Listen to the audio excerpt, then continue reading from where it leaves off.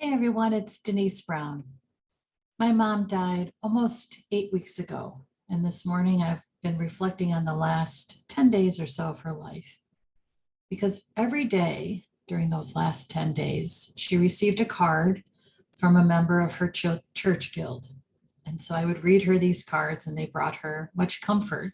And the truth is, they were very comforting to me as well. And I've been thinking this morning, what was so comforting about that?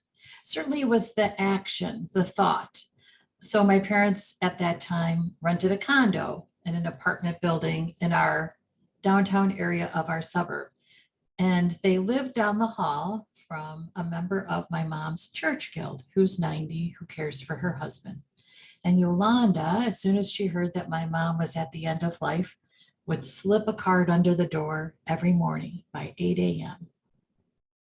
And her card would just say, I'm praying for you, Sally. We love you, Sally. And then she would put in a message that reflected her faith, her strong belief that there's life after death, and that my mom would be in heaven. And those messages were actually really comforting because none of the messages said, Sally, we hope you feel better. Sally, get better soon. Sally, we wish you a speedy recovery. It was the honesty of the experience that was happening that was so comforting and so beautiful. It was the acceptance of my mom's end of life that truly gave me comfort. I didn't feel upset or anxious when I read these cards because there were no false notes, false hope within the notes. They were just truthful. They were praying for my mom. They knew that her deep faith would be rewarded. And it really was comforting. So this church guild has been a part of my mom's life for probably 50 years. And I used to speak at the church, at the guild meetings once in a while. My mom would arrange me to be a speaker. And after one particular meeting, another church guild member said to me, you should join our guild. And I thought, well, I'm not a devout Catholic. I haven't been to church in years. I'm not sure about this. But then I thought about it and I thought, you know what? I should go for my mom. I can help my mom get to all the meetings. That would be a good thing. So I joined the guild. And I am the youngest member by about 30 years. But the power of this group of women really just inspires me. So this morning, for instance, I went to church because a mass was said for my mom that the church had organized, the church guild had organized. So I connected with them there and they talked about how much they missed my mom and how much she had meant to them.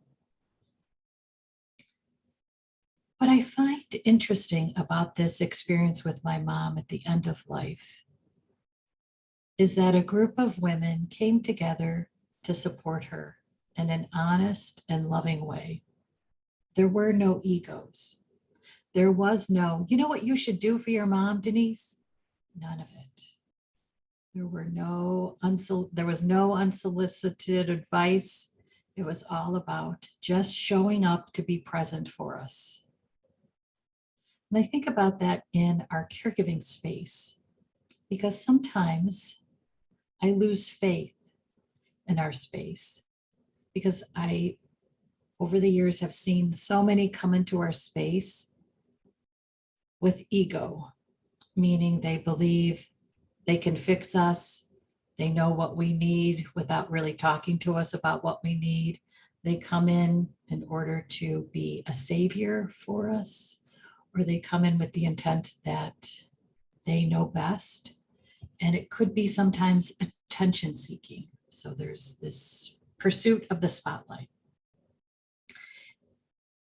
And in a caregiving situation, we are dealing with this raw human experience that cuts us to our core. And the idea that we have to weed out in order to get to the garden of support oftentimes really frustrates me. The weeds waste our time.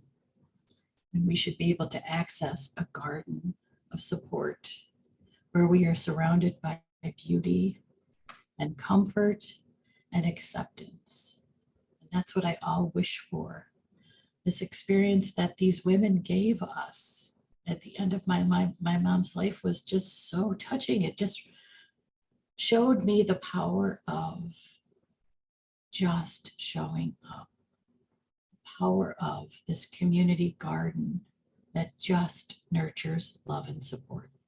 And that's what I hope for all of us throughout our days, that we have easy access to a nurturing garden of support, and that the weeds are easily pulled away. Okay, so I'm going to go make some coffee and heat up some Irish soda bread. So at our guild meeting this past week, our host Barbara served us Irish soda bread. My mom's parents were from Ireland. Irish soda bread was ever present in my childhood. So after having gone to a mass where I remembered my mom, it's nice to be able to have something else that reminds me of her. And that's the Irish soda bread, which is delicious with butter. Okay, thanks everyone. Take care.